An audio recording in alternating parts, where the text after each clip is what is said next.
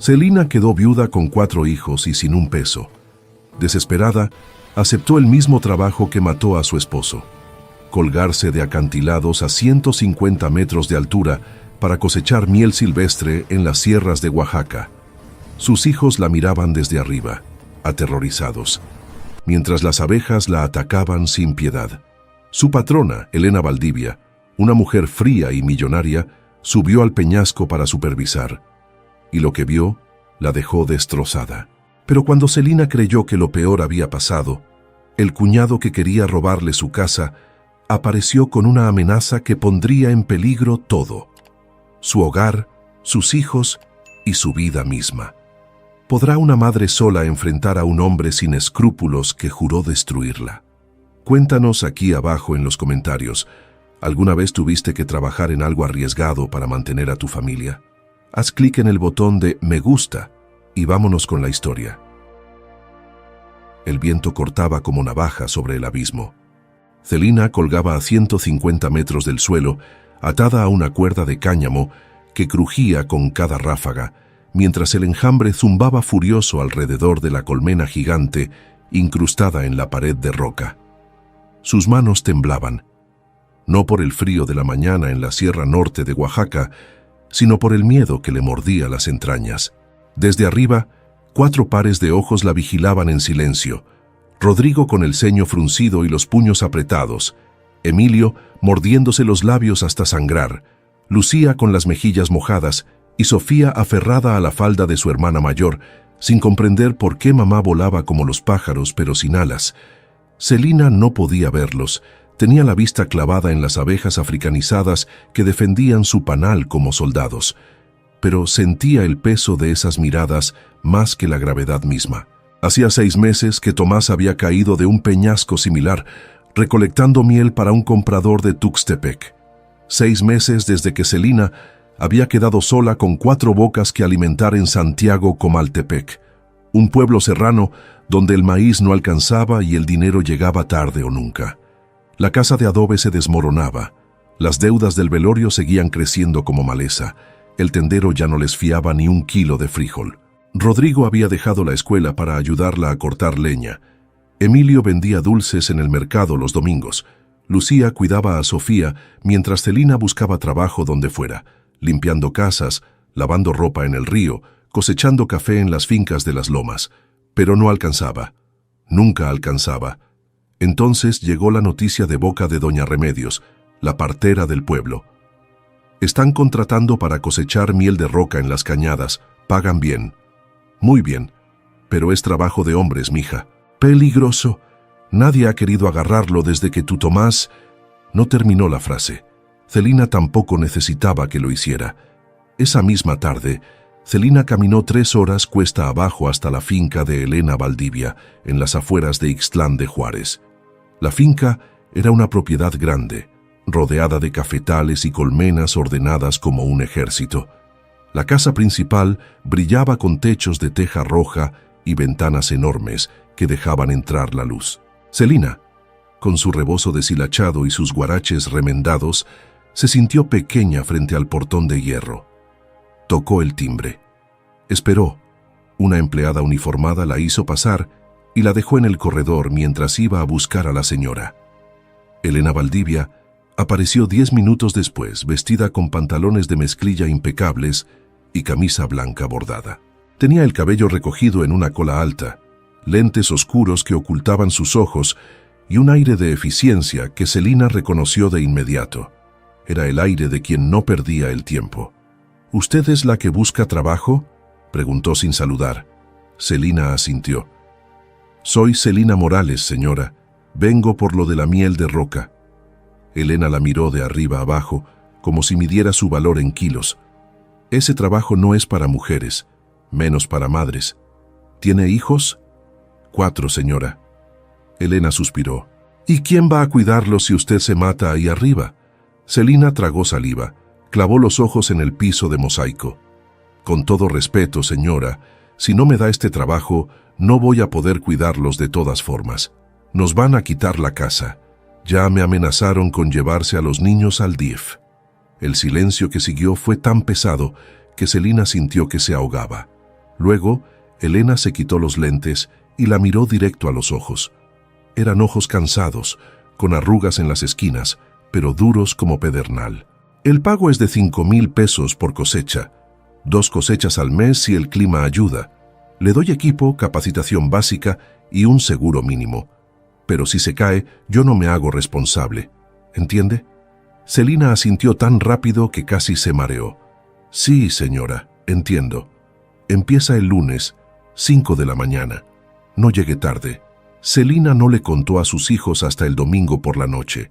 Los sentó en el petate donde dormían todos juntos, bajo el techo de lámina que goteaba cuando llovía, y les explicó con voz tranquila que iba a trabajar recogiendo miel en las cañadas, igual que lo había hecho su papá. Rodrigo se puso de pie de un salto, con los ojos encendidos. «No, mamá, papá se murió haciendo eso. No puedes ir». Emilio empezó a llorar sin hacer ruido. Lucía abrazó a Sofía, que preguntó con voz chiquita, «¿Mamá se va a volar como papá?». Celina los abrazó a los 4, apretándolos contra su pecho, sintiendo sus cuerpecitos temblar. «No me voy a volar, mi amor. Les prometo que voy a volver. Siempre voy a volver». Pero ahora, colgando sobre el vacío con el ahumador en una mano y el machete en la otra, con las abejas estrellándose contra su velo de tela y el panal goteando miel dorada que caía como lluvia hacia el fondo de la cañada, Celina no estaba tan segura de poder cumplir esa promesa. La cuerda se tensó cuando se estiró para cortar el primer pedazo de panal. El nudo en su cintura apretó tanto que le cortó la respiración. Abajo, muy abajo, el río brillaba como un hilo de plata entre las piedras. Un paso en falso, un tirón brusco, y sus hijos quedarían huérfanos. «Concéntrate», se dijo en voz baja, repitiendo las palabras que su difunto esposo le había enseñado. «Las abejas sienten el miedo. Si tienes miedo, atacan más». Respiró hondo, ignoró el ardor de las picaduras en sus brazos y cuello, y empezó a cantar una canción antigua que su abuela le cantaba de niña. Una melodía zapoteca sobre la montaña y la lluvia. Las abejas no se calmaron del todo, pero el zumbido cambió de tono, como si la escucharan. Desde el borde del acantilado, Elena Valdivia bajó de su camioneta y caminó hasta donde estaban los niños. Venía a supervisar la primera cosecha de Celina, asegurarse de que no arruinara el equipo ni desperdiciara el panal. Pero cuando vio a los 4 niños, descalzos, con ropa remendada, aferrados unos a otros mientras miraban hacia abajo, algo se le revolvió en el estómago. «¿Quién los trajo aquí?», preguntó con voz seca. Rodrigo la miró con desafío. «Vinimos solos. Queríamos ver que mamá estuviera bien». Elena apretó la mandíbula, se acercó al borde y miró hacia abajo. Lo que vio la dejó sin aire. Celina colgaba como una araña sobre el abismo, diminuta contra la inmensidad de la pared rocosa, cortando pedazos de panal con movimientos precisos mientras el enjambre la rodeaba como una nube viviente. No gritaba, no lloraba, solo trabajaba con una concentración feroz, cantando esa canción extraña que Elena no entendía, pero que le erizó la piel. Y de repente, Elena vio algo más. Vio a una mujer que estaba dispuesta a morir, ahí mismo, en ese instante, si eso significaba que sus hijos comerían esa noche. Elena sintió que algo se quebraba dentro de su pecho, algo que llevaba años endurecido y olvidado. Se llevó una mano a la boca, apretó los dientes para no hacer ruido, pero las lágrimas ya le rodaban por las mejillas. Y entonces, la cuerda de Celina empezó a deshilacharse. El primer hilo se reventó con un chasquido seco que sonó como un disparo en la quietud de la cañada. Celina sintió el tirón, el descenso brusco de medio metro que le robó el aliento y le hizo soltar el machete. La herramienta cayó girando hacia el abismo, rebotando contra las rocas hasta desaparecer en la espuma del río. Las abejas, enfurecidas por el movimiento repentino, se lanzaron en masa contra su cuerpo. Celina cerró los ojos, apretó los dientes y se aferró con ambas manos a la cuerda que ahora colgaba de un solo cabo trenzado. El panal seguía ahí, a centímetros de su rostro, goteando miel que le manchaba el velo y le pegaba la tela a la piel. Desde arriba, Rodrigo gritó con voz desgarrada: «¡Mamá!». Emilio se lanzó hacia el borde, pero Lucía lo jaló del brazo con fuerza desesperada. Sofía empezó a llorar, un llanto agudo que se mezclaba con el zumbido del enjambre. Elena corrió hacia la estaca donde estaba amarrada la cuerda principal. Vio los hilos deshilachándose uno por uno, como si una mano invisible los cortara con tijeras, y supo que tenía segundos, tal vez menos, antes de que todo se fuera al diablo. «Sujétense todos de la cuerda», gritó Elena a los niños, pero su voz se perdió en el viento. Corrió hacia su camioneta, sacó una cuerda nueva del compartimento trasero, la ató a la defensa metálica con un nudo que había aprendido de su padre 20 años atrás, cuando ella misma trabajaba en las cosechas antes de heredar la finca. Sus manos temblaban tanto que tuvo que repetir el nudo 3 veces. «Por favor, por favor, por favor», murmuraba entre dientes, sin saber si rezaba o maldecía. Abajo, Celina sintió el segundo tirón. La cuerda se deslizó otros 30 centímetros, raspándole la cintura a través de la ropa, dejándole una quemadura que le arrancó un gemido. Ya no podía ver nada. Las abejas cubrían su velo como una cortina negra y dorada. Pero escuchaba los gritos de sus hijos, y eso era peor que el dolor, peor que el miedo, peor que la certeza de que iba a caer.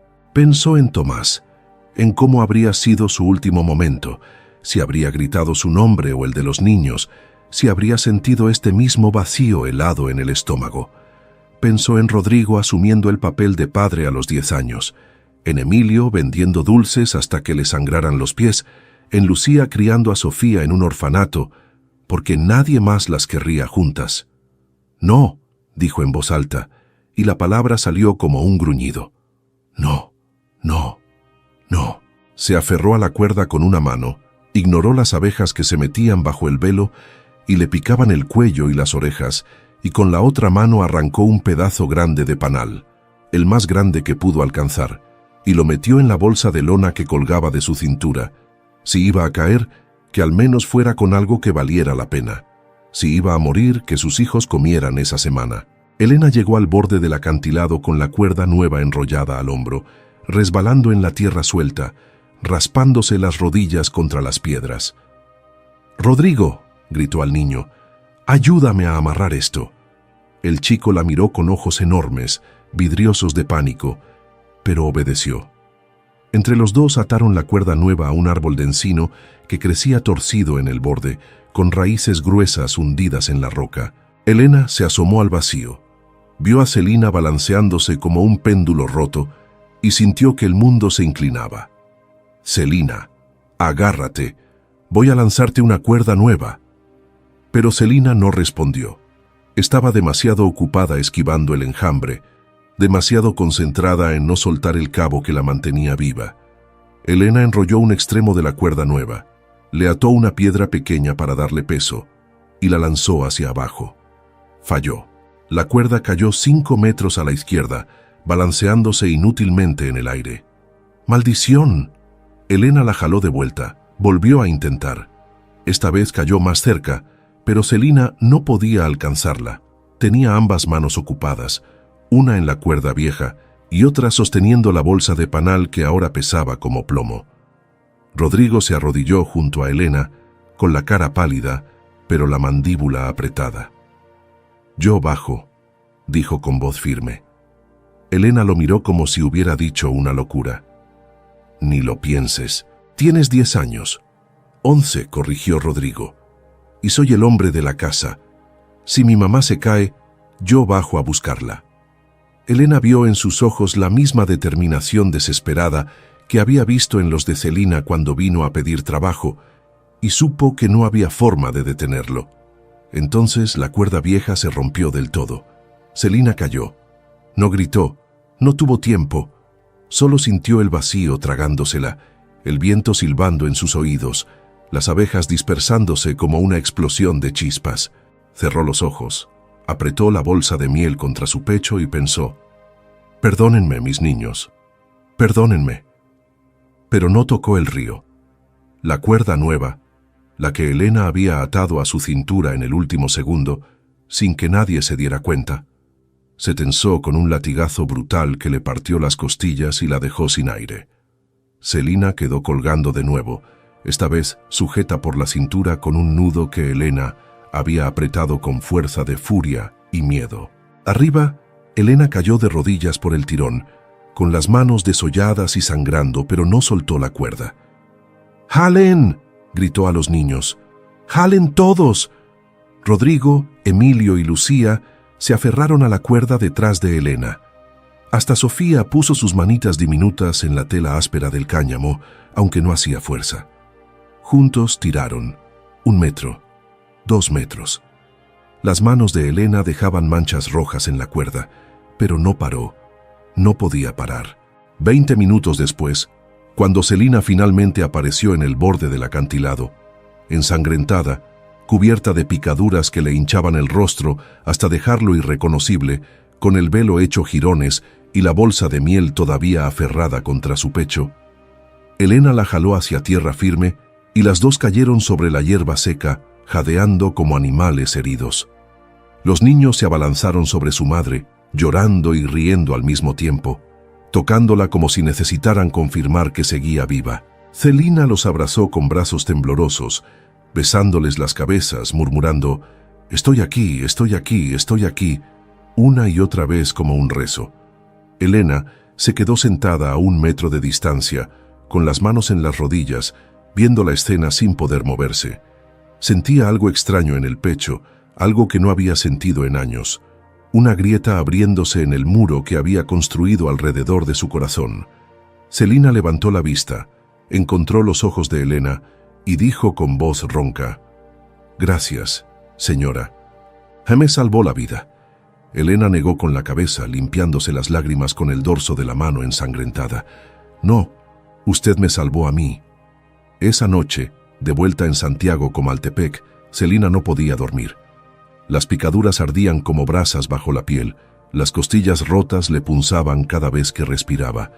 Rodrigo le había puesto compresas de hierbas que doña Remedios les llevó, pero el dolor seguía ahí, sordo y constante. Los niños dormían apretados contra ella en el petate, como si temieran que desapareciera si la soltaban. Celina los miraba en la penumbra. Sus caras sucias, sus piecitos descalzos, sus ropas remendadas, y se preguntaba cuánto tiempo más podría seguir haciendo esto. ¿Cuántas veces más podría colgarse de un acantilado antes de que la suerte se le acabara? A la mañana siguiente, antes del amanecer, alguien tocó a la puerta. Celina se levantó con dificultad, envuelta en su rebozo, y abrió. Elena Valdivia estaba ahí, con una caja de madera en las manos y una expresión que Celina no supo descifrar. «Vengo a ofrecerle otro trabajo», dijo Elena sin preámbulo. «Uno donde no tenga que jugarse la vida cada semana». Celina parpadeó, confundida. «¿Qué clase de trabajo, señora?» Elena respiró hondo, como si las siguientes palabras le costaran un esfuerzo físico. «Quiero que me enseñe a ser valiente», dijo, «y a cambio, yo le enseño a usted a sobrevivir sin tener que morir en el intento». Pero antes de que Celina pudiera responder, un grito desgarrador atravesó la madrugada. Era la voz de Rodrigo, llamándola desde adentro con pánico puro. «¡Mamá! ¡Sofía no despierta!». Celina soltó la caja de las manos de Elena y corrió hacia adentro, ignorando el dolor que le atravesaba las costillas como cuchillos. Encontró a Rodrigo arrodillado junto al petate, sacudiendo a Sofía por los hombros. La niña estaba pálida, demasiado pálida, con los labios azulados y la piel fría como piedra. No se movía, no abría los ojos. Celina la levantó en brazos, sintiendo el cuerpecito flácido contra su pecho, y le puso la oreja sobre el corazón. Latía, pero débil, irregular, como si dudara entre seguir o rendirse. «¿Qué le pasó?», preguntó Elena desde la puerta con voz aguda. Emilio sollozaba en un rincón. Lucía se mordía los nudillos. Rodrigo tenía los ojos tan abiertos que parecían a punto de estallar. «No sé», dijo con voz quebrada. «Se durmió bien. Hace un rato empezó a respirar raro. Y ahora no despierta». Celina le tocó la frente. Ardía. Fiebre alta. Altísima. Le revisó el cuello, los brazos, las piernas, buscando algo, lo que fuera. Entonces lo vio, una picadura hinchada en el tobillo derecho, roja e inflamada, con líneas oscuras que subían por la pantorrilla como raíces venenosas. «Araña», murmuró Celina, y la palabra cayó como una losa. Elena se acercó, vio la picadura y palideció. «Necesita un doctor». «Ya». «El doctor más cercano está en Ixtlán», dijo Celina, y su voz sonó hueca. «A 3 horas de aquí. No hay transporte hasta las 7». Elena miró su reloj. Eran las 5:15 de la mañana. «Mi camioneta está afuera. Vamos». No hubo discusión. Celina envolvió a Sofía en una cobija, salió corriendo hacia la camioneta con la niña en brazos, seguida por los otros 3 niños y Elena. El vehículo arrancó con un rugido que despertó a medio pueblo. Elena manejaba como poseída, esquivando baches y piedras en el camino de terracería, con las luces encendidas cortando la niebla que bajaba de las montañas. Celina iba en el asiento del copiloto, meciendo a Sofía, cantándole la misma canción zapoteca que le había cantado a las abejas, como si la melodía pudiera amarrarla a la vida. «No te vayas, mi niña, no te vayas. Mamá está aquí, mamá está aquí». Pero Sofía no respondía. Su respiración se volvía más superficial cada minuto. Las líneas oscuras en su pierna ya llegaban a la rodilla. «¿Qué tipo de araña?», preguntó Elena con los nudillos blancos sobre el volante. Celina negó con la cabeza. «No sé. Aquí hay de todo. Viudas negras, violinistas, tarántulas. En esta época bajan de la sierra». Elena pisó el acelerador. La camioneta saltó sobre un bache que casi las lanza contra el techo. Atrás, Rodrigo abrazaba a Emilio y Lucía. Los 3 apretados como sardinas, con las caras pegadas a la ventana trasera viendo cómo el pueblo desaparecía entre la niebla. Llegaron a Ixtlán en 2 horas y media, un récord imposible. Elena frenó en seco frente a la clínica rural, un edificio bajo de concreto con paredes descarapeladas y un letrero que decía «Centro de Salud», en letras descoloridas. Celina bajó corriendo con Sofía en brazos, gritando «¡Doctor, auxilio!». Una enfermera salió, vio a la niña y corrió hacia adentro gritando órdenes. Segundos después, aparecieron 2 camilleros con una tabla improvisada. Le quitaron a Sofía de los brazos a Celina, la acostaron y desaparecieron tras las puertas de urgencias. Celina intentó seguirlos, pero la enfermera la detuvo con firmeza. «Deje que trabajen, señora. Usted espere aquí». Celina se quedó parada en medio de la sala de espera, con los brazos vacíos, temblando de pies a cabeza. Elena la guió hacia una silla de plástico, la sentó con cuidado y se quedó de pie a su lado con una mano en su hombro. Los otros 3 niños se acurrucaron alrededor de su madre, formando un nudo humano de miedo y esperanza. Pasaron 20 minutos, 40, 1 hora. Nadie salía a decirles nada.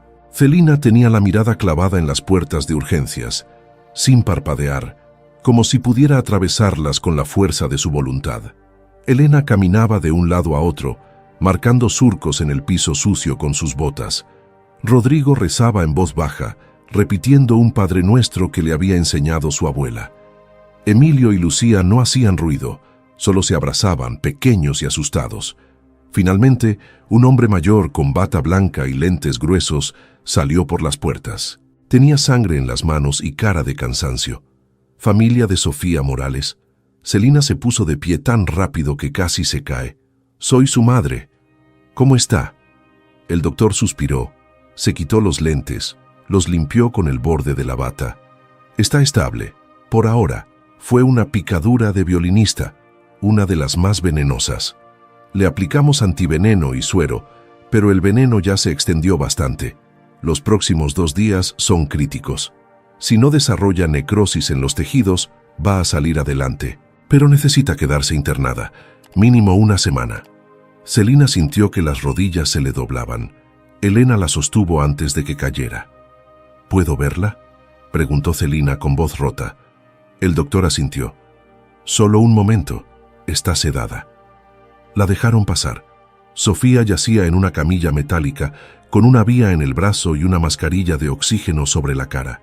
Su piernita derecha estaba vendada hasta el muslo. Se veía tan pequeña, tan frágil, que Celina sintió que se le partía el alma en dos. Se acercó, le tomó la mano libre y la besó con lágrimas que no podía detener. «Perdóname, mi amor. Perdóname por no estar ahí.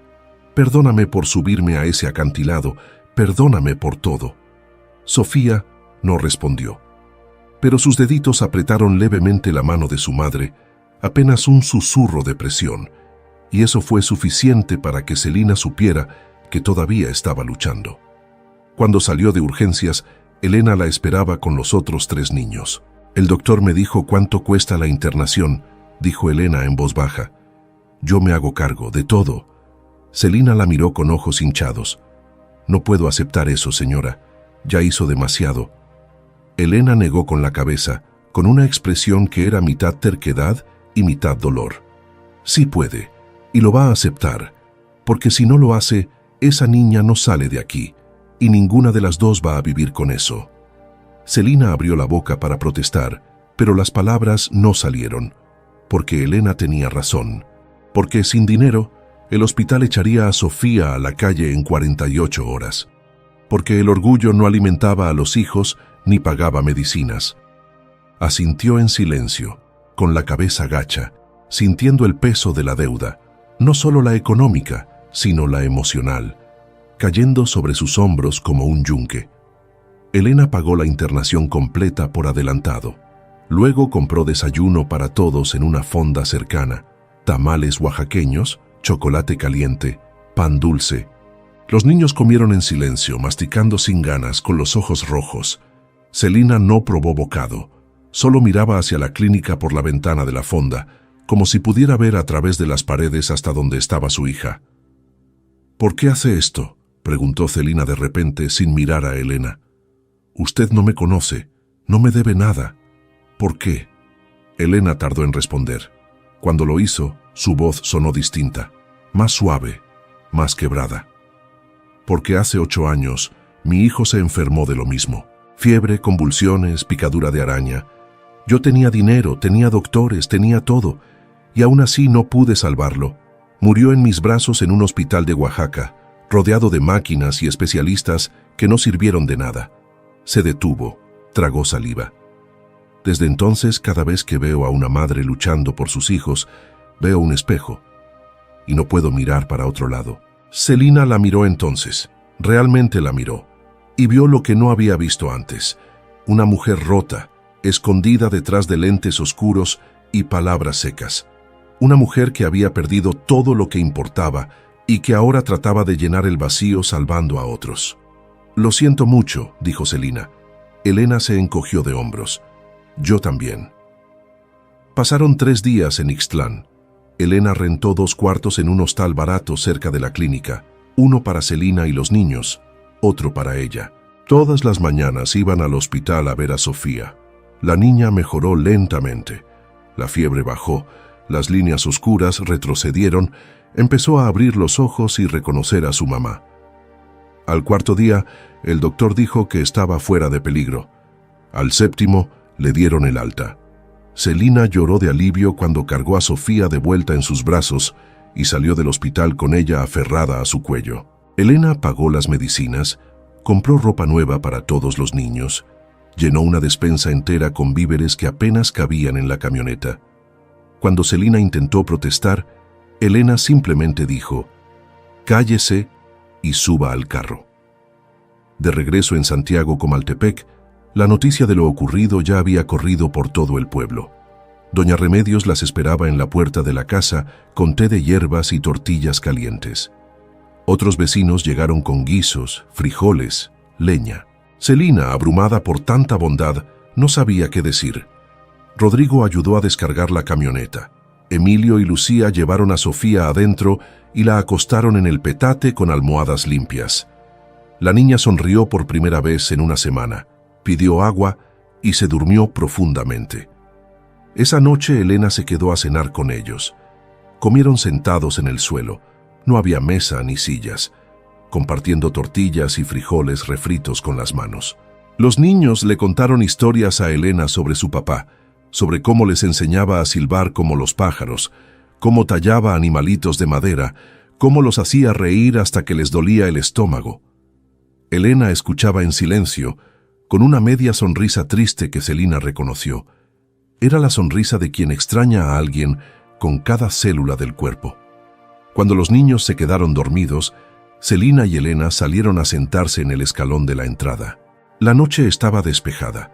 Las estrellas brillaban como pedazos de vidrio roto sobre terciopelo negro. Elena encendió un cigarro, un vicio que Celina no le conocía, y exhaló humo hacia el cielo. «Mañana me tengo que ir», dijo Elena. «Tengo una entrega grande de miel en Oaxaca. Compradores de Estados Unidos.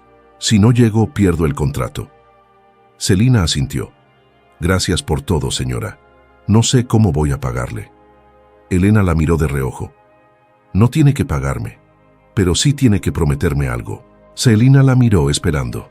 «No vuelva a colgarse de un acantilado. Busque otro trabajo, cualquier cosa, pero no eso». Celina apretó los labios. «No hay otro trabajo aquí, señora. Ya se lo dije. Si no bajo a las cañadas, no comemos». Elena apagó el cigarro contra el suelo, pensativa. «Entonces véngase conmigo, a Ixtlán. Le doy trabajo en la finca, cuidando las colmenas de abajo, empacando miel, llevando las cuentas. Pago justo, casa incluida. Sus hijos pueden ir a la escuela del pueblo». Celina la miró como si le hubiera ofrecido la luna. «¿Habla en serio? Nunca bromeo con los negocios». Celina sintió esperanza y terror mezclándose en su pecho.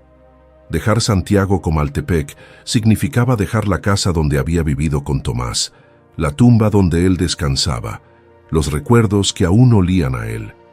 Pero quedarse significaba condenar a sus hijos a la misma pobreza que los estaba matando de a poco. «¿Puedo pensarlo?», preguntó con voz pequeña. Elena asintió. «Tiene una semana. Después la oferta se cierra». Se despidieron en la madrugada. Elena subió a su camioneta, arrancó el motor y se fue por el camino de terracería, dejando una nube de polvo que brillaba a la luz de los faros. Celina la vio partir con un nudo en la garganta. Al día siguiente, cuando Celina fue al mercado a comprar medicinas para Sofía, escuchó los murmullos. Doña Matilde, la dueña de la tienda de abarrotes, la miró con desprecio mal disimulado. «Hoy que te vas a Ixtlán con la patrona rica», dijo con voz cantarina. «Qué rápido olvidas a tu difunto, Celina». Otras mujeres asintieron, cuchicheando detrás de sus rebozos. Celina apretó los puños, pero no respondió. Compró lo que necesitaba y salió con la cabeza en alto. Pero las palabras se le clavaron como espinas. Esa noche, sola en la oscuridad mientras sus hijos dormían, Celina lloró hasta quedarse sin lágrimas. A la mañana siguiente, alguien tocó a la puerta. Celina abrió esperando ver a doña Remedios, pero no era ella. Era el hermano de Tomás, Aurelio, con 3 hombres más del pueblo. Todos traían machetes en las manos y caras de piedra. «Venimos por la casa», dijo Aurelio con voz fría. «Mi hermano dejó deudas, y tú no las has pagado. Tienes hasta el viernes para desocupar. Si no, te sacamos a la fuerza». Celina sintió que el suelo se abría bajo sus pies. Miró a Aurelio, un hombre bajito y grueso con bigote ralo y ojos de cerdo, y luego a los otros 3, Esteban, Prudencio y Mauricio, todos primos lejanos de Tomás, todos con la misma mirada dura y codiciosa. «¿Qué deudas?», preguntó Celina, aunque su voz sonó débil incluso para ella misma. Aurelio sacó un papel doblado del bolsillo de su camisa, lo desdobló con movimientos exagerados y se lo mostró. 20,000 pesos que mi hermano me debía. Aquí está firmado, con su nombre y su huella. Celina tomó el papel con manos temblorosas. Lo reconoció de inmediato. Era un préstamo que Tomás había pedido 3 años atrás, cuando Rodrigo se había enfermado de neumonía y necesitaban dinero para el hospital. 5,000 pesos, no 20,000, y ya lo habían pagado. Ella misma le había entregado el dinero a Aurelio poco después de la muerte de Tomás, vendiendo sus gallinas y 2 cabras. «Esto ya está pagado», dijo con voz firme, aunque le temblaban las rodillas. «Te di el dinero hace 6 meses, con testigos». Aurelio sonrió y fue una sonrisa cruel, torcida. No hay testigos que valgan, Celina. Aquí dice 20.000. Y no hay recibo que diga que pagaste. Así que o pagas lo que debes o te largas. Esteban se rascó la barriga, escupió en el suelo. Esta casa vale bien sus 50.000, compadre. Podemos venderla y sacar ganancia. Prudencio asintió. Y el terreno también. Aquí se puede construir algo más grande. Celina entendió entonces. No venían por una deuda, venían por la casa. La querían para ellos, para venderla o alquilarla o quedársela, porque Tomás ya no estaba para defenderla, y ella era solo una mujer sola con 4 bocas que alimentar. No tienen derecho, dijo Celina, y su voz subió un tono. Esta casa es de mis hijos. Tomás la construyó con sus propias manos. Ustedes no van a quitárnosla. Aurelio dio un paso al frente, tan cerca que Celina pudo oler el aguardiente en su aliento. Tú no tienes nada, viuda, ni casa, ni tierra, ni nombre. Todo lo que tenías era de mi hermano, y ahora que él no está, todo pasa a la familia de sangre, no a ti. Levantó el machete, no como amenaza directa, pero lo suficiente para que el filo brillara bajo el sol de la mañana. Tienes hasta el viernes, 3 días. Empaca tus cosas y vete, o venimos nosotros a sacarte. Se dieron la vuelta y se fueron caminando despacio, riéndose entre ellos, dejando a Celina parada en el umbral con el papel falso temblando en sus manos. Rodrigo apareció detrás de ella, pálido. Había escuchado todo. «Mamá, ¿nos van a quitar la casa?»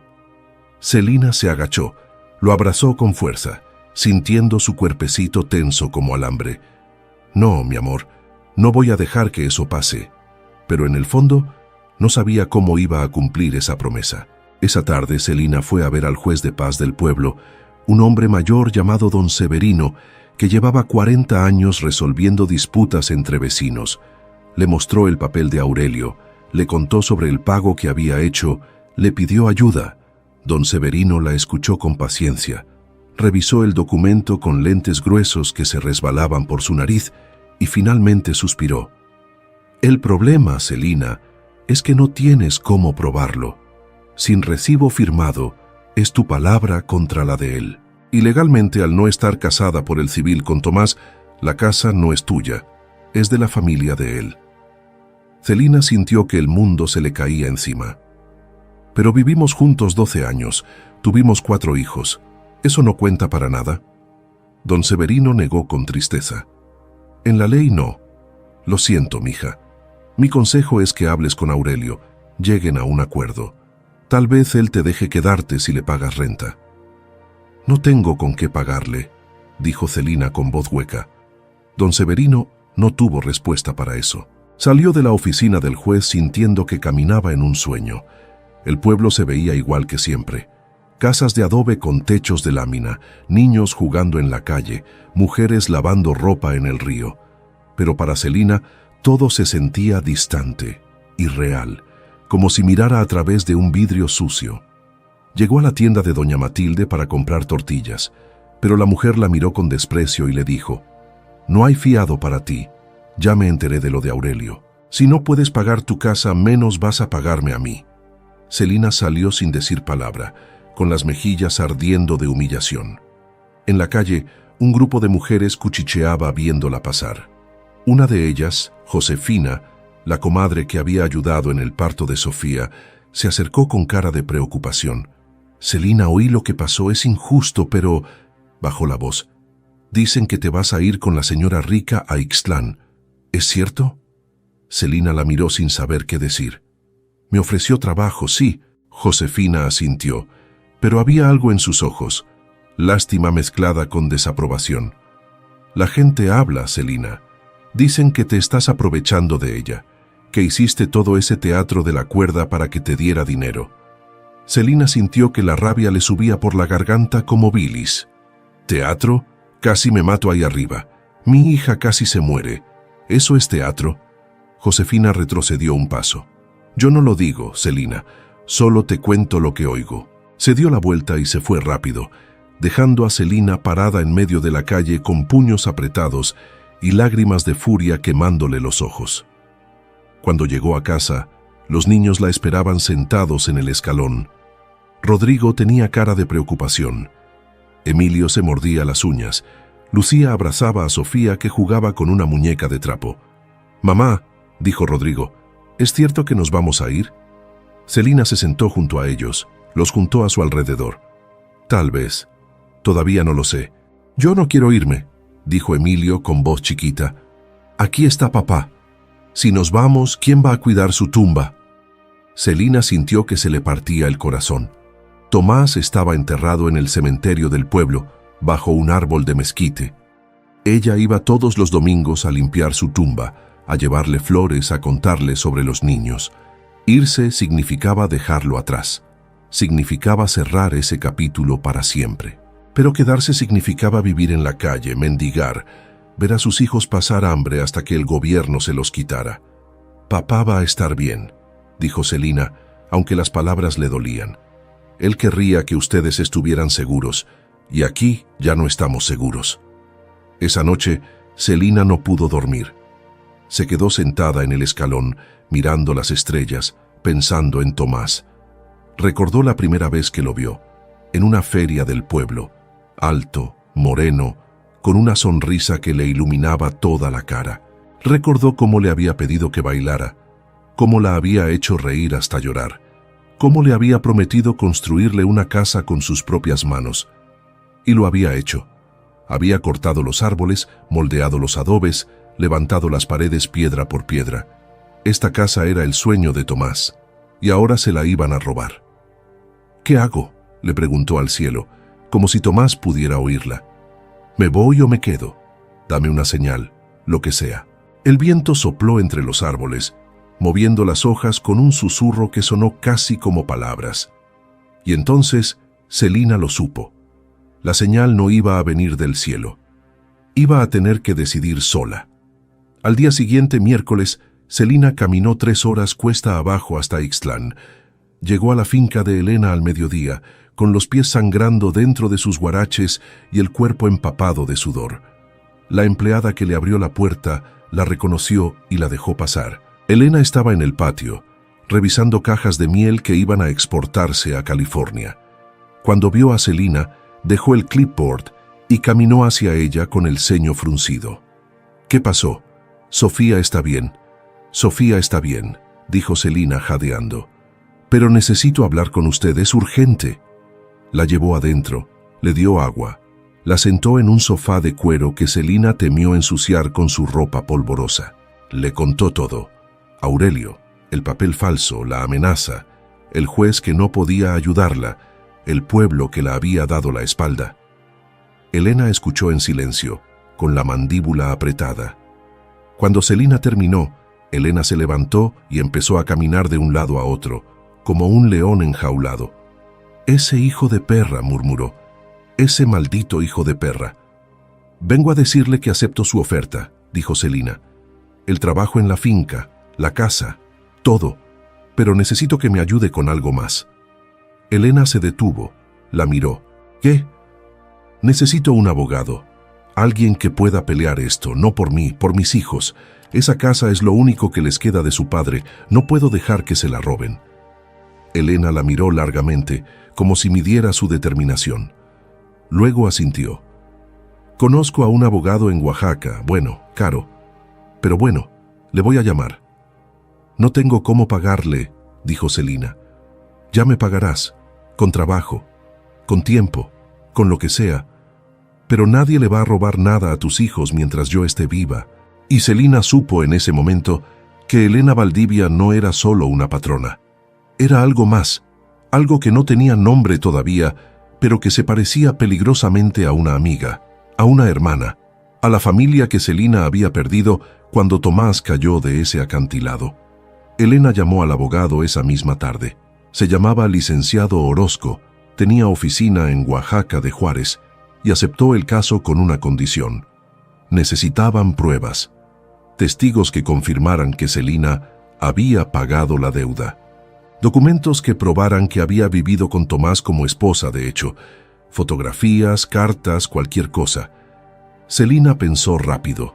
Doña Remedios había estado presente cuando le entregó el dinero a Aurelio. Don Severino podía atestiguar que Celina y Tomás vivían juntos, y tenía fotos, muchas fotos, de su vida con Tomás, guardadas en una caja de metal bajo el petate. El licenciado Orozco dijo que vendría a Santiago Comaltepec el viernes para hablar con los testigos y revisar los documentos. Pero el viernes era el día límite que Aurelio le había dado para desocupar la casa. «Entonces tenemos que movernos rápido», dijo Elena. «Mañana jueves traes a los niños para acá, los instalas en la casa que te prometí, y el viernes enfrentamos a Aurelio con el abogado». Celina asintió, aunque sentía que todo pasaba demasiado rápido, como si estuviera en una carreta sin frenos bajando una montaña. Elena la llevó de vuelta a Santiago Comaltepec en la camioneta. Cuando llegaron, ya era de noche. Los niños corrieron a abrazar a su madre. Celina les explicó el plan. Mañana se mudaban a Ixtlán, solo temporalmente, hasta que el abogado resolviera lo de la casa. Rodrigo frunció el ceño. ¿Y si no lo resuelve? ¿Y si perdemos? Celina no tuvo respuesta para eso. Empacaron esa noche. No tenían mucho. Ropa remendada, cobijas raídas, los juguetes de madera que Tomás había tallado, la caja de metal con las fotos. Celina guardó también el rebozo que Tomás le había regalado el día de su primer hijo, bordado con flores rojas y azules. Olía a él todavía, si cerraba los ojos y respiraba hondo. Lo dobló con cuidado y lo puso en el fondo de la maleta. A medianoche, cuando los niños dormían, Celina salió sola hacia el cementerio. Caminó por el sendero oscuro con una vela en la mano, escuchando el canto de los grillos y el viento entre los árboles. La tumba de Tomás estaba limpia. Ella misma la había barrido el domingo, con flores frescas en un jarrón de barro. Se arrodilló frente a la cruz de madera, sintió la tierra fría bajo sus rodillas y habló en voz baja. «Tomás, mi amor, tengo que irme. No quiero, pero no tengo opción. Tu hermano nos está quitando todo, y yo no sé pelear esto sola. Pero voy a intentarlo, por los niños, por ti. Te prometo que voy a volver. No importa cuánto tarde, voy a volver». La vela parpadeó con el viento. Celina lloró en silencio, con la frente apoyada en la tierra, hasta que no le quedaron más lágrimas. Luego se levantó, limpió la tumba una última vez y regresó a casa. El jueves amaneció gris, con nubes bajas que prometían lluvia. Elena llegó temprano con la camioneta. Entre las dos cargaron las maletas, las cajas, los petates. Los niños subieron en silencio, con caras largas. Celina echó un último vistazo a la casa que Tomás había construido, donde habían nacido sus hijos, donde había sido feliz, y sintió que algo se rompía dentro de ella. Cerró la puerta con llave, guardó la llave en su bolsillo y subió a la camioneta. Mientras se alejaban por el camino de terracería, Rodrigo miró hacia atrás por la ventana trasera. «Adiós, papá», murmuró. Emilio empezó a llorar. Lucía lo abrazó. Sofía, que no entendía del todo lo que pasaba, preguntó: «¿Vamos a volver, mamá?» Celina apretó los dientes. «Sí, mi amor, vamos a volver». Pero cuando la camioneta giró en la curva y el pueblo desapareció entre la niebla, Celina vio por el espejo lateral algo que le heló la sangre. Aurelio y sus hombres estaban parados frente a su casa, con cajas y herramientas, empezando a forzar la puerta. «¡Deténgase!», gritó Celina, golpeando el respaldo del asiento. Elena frenó en seco, derrapando en el camino mojado. La camioneta quedó de lado levantando una nube de polvo. «¿Qué pasa?», preguntó Elena, pero Celina ya había abierto la puerta y saltado afuera. Corrió de vuelta hacia el pueblo con el corazón desbocado, ignorando los gritos de Rodrigo que le pedía que volviera. Elena maldijo entre dientes, puso la camioneta en reversa y la siguió. Celina llegó a su casa jadeando, con las piernas temblándole. Aurelio estaba en la puerta con una palanca de hierro, forzando la cerradura. Esteban cargaba una caja con trastes, los trastes de Celina, heredados de su madre. Prudencio sacaba muebles por la ventana. Mauricio fumaba recargado contra la pared, mirando la escena con una sonrisa perezosa.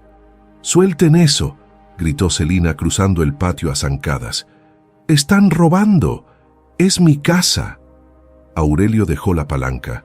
Se volvió hacia ella con las manos en las caderas. «Ya no es tu casa, viuda. Es mía. Te di hasta el viernes, pero como te estabas yendo como rata, decidimos adelantar el plan». Señaló la camioneta de Elena que se acercaba por el camino. «¿Ves? Ibas a huir sin pagar lo que debes. Eso se llama robo». Celina sintió que la rabia le quemaba las venas. «Tú eres el ladrón. Ya te pagué esa deuda. Tienes un papel falso y lo sabes». Aurelio se le acercó, tanto que Celina pudo ver las venas rojas en sus ojos de borracho. «Demuéstralo». «Ah, espera, no puedes, porque no tienes nada. Eres nada». Le dio un empujón en el hombro que casi la tiró al suelo. «Ahora lárgate antes de que te saque a patadas». Elena llegó corriendo, con los niños detrás. Se plantó entre Celina y Aurelio con los puños apretados. «¿Qué está pasando aquí?» Aurelio la miró de arriba a abajo, midiendo su ropa cara, sus botas de cuero, su aire de autoridad. «¿Y tú quién eres?» «Soy Elena Valdivia, dueña de las fincas de miel en Ixtlán y abogada de la señora Celina Morales». No era verdad, ella no era abogada, pero lo dijo con tanta seguridad que Aurelio parpadeó. «Ella me debe dinero», dijo Aurelio, pero su voz sonó menos firme. «Y esta propiedad es de la familia de mi hermano». Elena sacó su celular del bolsillo. «Perfecto. Entonces no le importará explicárselo a la policía judicial». Marcó un número. Aurelio palideció. «¿Qué haces?» «Llamo a Ixtlán para reportar un robo con violencia, allanamiento de morada, despojo. ¿Son delitos graves, señor?» «Aurelio Morales», dijo Esteban como idiota, antes de que Aurelio lo callara con un codazo. Elena sonrió. «Aurelio Morales. Perfecto. Ya tengo su nombre». Aurelio miró a sus compinches. Intercambiaron miradas nerviosas.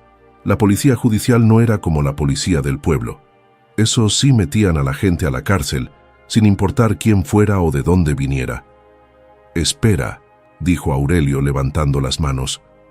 «No hace falta llamar a nadie. Solo estábamos revisando la propiedad para ver qué reparaciones necesita». Elena bajó el teléfono, pero no colgó. «Entonces devuelvan todo lo que sacaron, ahora». Esteban dejó caer la caja de trastes con un estruendo. Prudencio metió los muebles de vuelta por la ventana.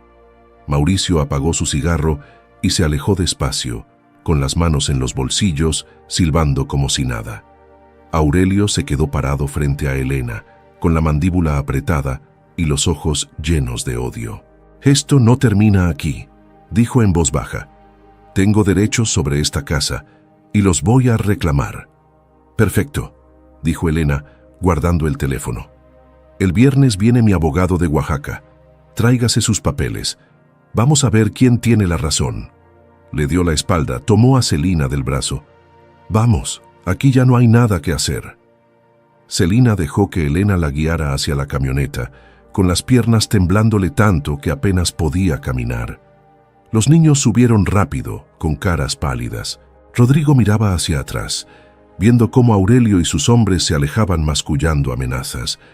Ya en la carretera, cuando Santiago Comaltepec quedó atrás, Celina empezó a llorar. No podía parar. Las lágrimas salían solas, calientes y amargas, mezcladas con sollozos que le arrancaban el pecho. Elena la dejó llorar sin decir nada, con una mano en su hombro, apretando suave. Los niños no hacían ruido, se abrazaban unos a otros en el asiento trasero, pequeños y asustados. Llegaron a Ixtlán al mediodía. La finca de Elena era grande, 50 hectáreas de cafetales, colmenas ordenadas en filas perfectas, un taller de empaque con máquinas industriales, y al fondo, 3 casitas pequeñas de madera donde vivían los empleados. Elena detuvo la camioneta frente a una de ellas, la más alejada bajo la sombra de un árbol de capulín. «Esta es tuya», dijo.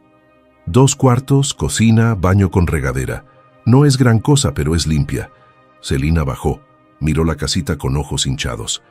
Tenía techo de lámina nueva, paredes pintadas de blanco, ventanas con mosquiteros. Comparada con su casa de adobe en Santiago Comaltepec, era un palacio. Los niños entraron corriendo, explorando cada rincón con gritos de emoción. «Mamá, hay luz eléctrica», dijo Emilio. «Y agua caliente», agregó Lucía. Sofía solo saltaba de un lado a otro, riendo por primera vez en días. Celina se quedó parada en el umbral, sin atreverse a entrar. Elena la empujó suavemente. «Vamos, es tuya. No tienes que pedir permiso». Celina entró despacio, tocando las paredes como si temiera que se desvanecieran. La cocina tenía una estufa de gas, alacenas con platos limpios, una mesa con 4 sillas. El cuarto grande tenía 2 camas matrimoniales con colchones nuevos. El baño tenía un espejo sin grietas y toallas dobladas en un estante. Celina se sentó en una de las camas, hundió la cara en las manos y lloró otra vez. Pero esta vez no de tristeza, sino de algo más complicado que no sabía nombrar. Elena la dejó sola un momento. Fue a la camioneta, trajo las cajas y maletas. Los niños la ayudaron a desempacar. Rodrigo acomodó la ropa en un ropero de madera. Emilio organizó los juguetes. Lucía hizo las camas con las cobijas que habían traído. Sofía puso las fotos de su papá en una repisa, ordenándolas con cuidado. Para cuando Celina salió del cuarto, secándose los ojos con el rebozo, la casita ya parecía un hogar. «Gracias», le dijo a Elena, y la palabra sonó demasiado pequeña para lo que sentía. Elena se encogió de hombros. «Descansa hoy. Mañana te enseño cómo funciona todo. El trabajo empieza el lunes». Se fue antes de que Celina pudiera decir algo más. Esa noche, Celina cocinó frijoles y arroz en la estufa nueva. Los niños comieron con hambre. Era la primera comida decente que tenían en semanas. Después se bañaron con agua caliente, se pusieron ropa limpia que Elena había dejado en el ropero y se acostaron en las camas suaves. Rodrigo tardó en dormirse, mirando el techo con ojos abiertos. «¿Crees que papá esté enojado?», preguntó en la oscuridad. Celina, acostada en la otra cama con Sofía abrazada a su costado, pensó un momento antes de responder. «No, mi amor. Tu papá querría que estuviéramos seguros, y aquí estamos seguros. ¿Y la casa? ¿La vamos a recuperar? Vamos a intentarlo, con todas nuestras fuerzas». Rodrigo no dijo nada más. Se durmió con los puños apretados como si se preparara para pelear. El viernes llegó más rápido de lo que Celina esperaba. Elena la despertó antes del amanecer, con café caliente y pan dulce. «El licenciado Orozco llegó anoche. Está revisando los documentos en mi oficina. Necesita hablar contigo». Celina se vistió rápido, dejó a los niños durmiendo bajo el cuidado de Lucía y siguió a Elena hacia la casa principal. El licenciado Orozco era un hombre alto y delgado, con traje gris impecable y lentes sin marco. Tenía aire de ciudad, de alguien acostumbrado a hablar con jueces y firmar papeles importantes. Le estrechó la mano a Celina con un apretón firme. «Señora Morales, he revisado su caso. Es complicado, no voy a mentirle, pero tenemos un camino». Abrió una carpeta, sacó documentos. «Necesito que me firme una autorización para representarla legalmente. Y necesito que me consiga estos testigos. Doña Remedios García, para que confirme el pago de la deuda. Don Severino López, para que declare que usted vivió en unión libre con Tomás Morales por más de 5 años. Eso le da derechos como concubina ante la ley. Y cualquier otra persona que pueda testificar a su favor». Celina asintió, memorizando los nombres, aunque ya los conocía de memoria. «¿Cuánto tiempo va a tardar esto?». El licenciado Orozco suspiró. «Si todo sale bien, 3 meses. Si Aurelio pelea, hasta 1 año. Depende del juez». 1 año. Celina sintió que se mareaba. ¿Cómo iba a esperar 1 año sin saber si sus hijos tendrían casa? «Pero hay algo más», continuó el abogado. «Encontré información interesante sobre su cuñado. Aurelio Morales tiene antecedentes por fraude. 2 denuncias en Tuxtepec, 1 en Oaxaca. Nunca procedieron porque llegó a arreglos extrajudiciales, pero están en el sistema. Eso nos ayuda. Lo pinta como alguien con historial de engaños».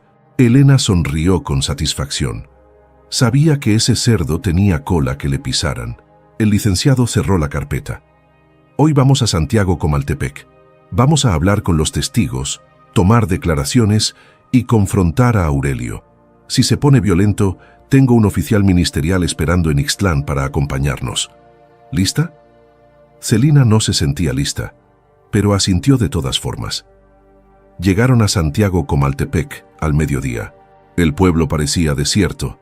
Era viernes, día de mercado en Ixtlán, y la mayoría de la gente había bajado a vender sus productos. Primero fueron con doña Remedios. La partera los recibió en su casa de adobe, con olor a hierbas y copal. Escuchó al licenciado, asintió con gravedad y firmó una declaración jurada confirmando que había visto a Celina entregarle 5,000 pesos a Aurelio 6 meses atrás, en presencia de 2 vecinas más. «Ese hombre es un sinvergüenza», dijo doña Remedios, mirando a Celina con ojos llenos de pena. «Tu Tomás estaría revolcándose en su tumba si supiera lo que su hermano te está haciendo». Luego fueron con don Severino.